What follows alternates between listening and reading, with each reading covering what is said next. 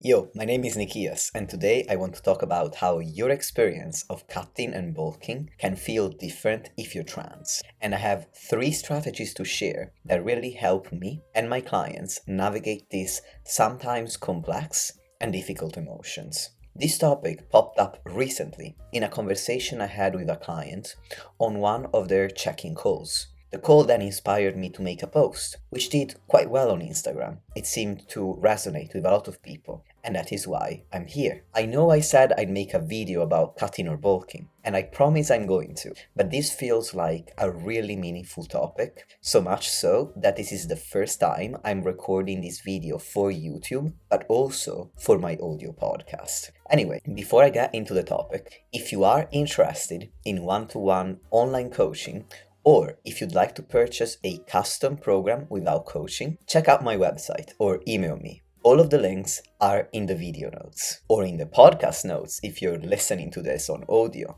And without further ado, here's the first important point I want to make today. Cutting and bulking, if you're trans or gender diverse, isn't necessarily different physiologically, but rather psychologically and emotionally. Like cis people, we are influenced by some frankly ridiculous societal standards, such as how a man or a woman's body should look, in quotation marks, how a man or a woman should look in order to best express their masculinity or femininity. Every time I'm using some sort of weird tone, dear listener, you can tell that I am making air quotes, even though you can't see it unless you're watching this on YouTube. Anyway, these are two societal standards that I find ridiculous, and the third one is the idea that lean and muscular is good, whereas fat is bad.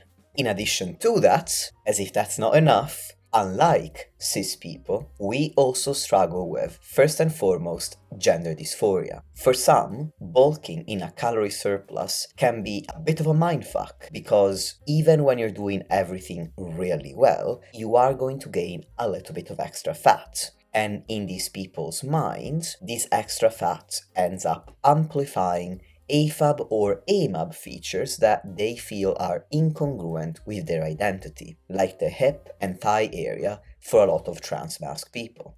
For other individuals, cutting is a problem for the exact same reason. That is, being smaller highlights physical traits that trigger their dysphoria, such as a small chest for trans feminine people. We also struggle with feeling like our body has no place. In a society that only provides ideals and representation for cis men's and women's bodies, where do non-binary people fit in, for example? And what about trans men and women who prefer a different presentation than the archetypical standard? While the current appearance-related societal standards can be harmful, having no direction or sense of belonging at all can be painful too. I'm trans myself, and so are the majority of my clients. And these are three of the strategies that I found most helpful to navigate these emotions. Strategy number one is this reframe. Both your cutting and your bulking physiques are only temporary. They serve a purpose to help you build your ideal physique. They're not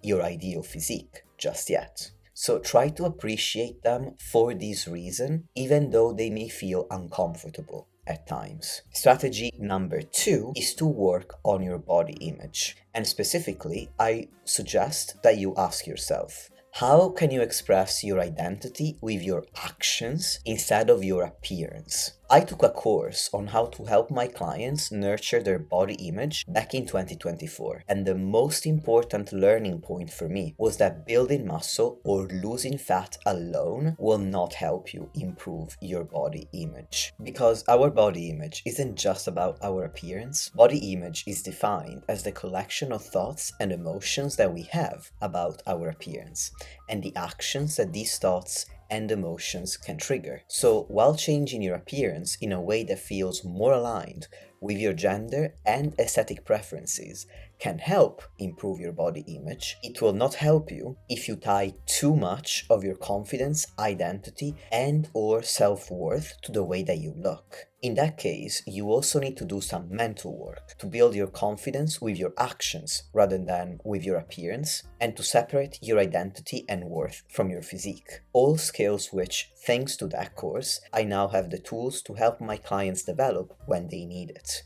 And I've also done plenty of body image work on my own self in order to develop these skills for my own personal well-being. Strategy number 3 is to reflect on the pros and cons of every phase of the physique development process, not just the cons. For instance, maybe you're not comfortable with gaining weight when you're bulking, but you love the extra energy and the extra food. Training feels amazing. And maybe you're not comfortable with looking smaller when cutting, but you can see the muscle that you were building before the cut. Your veins are popping, which is very cool if you ask me. And if you struggle with your appetite, it's nice not to feel as full as when you're bulking, right?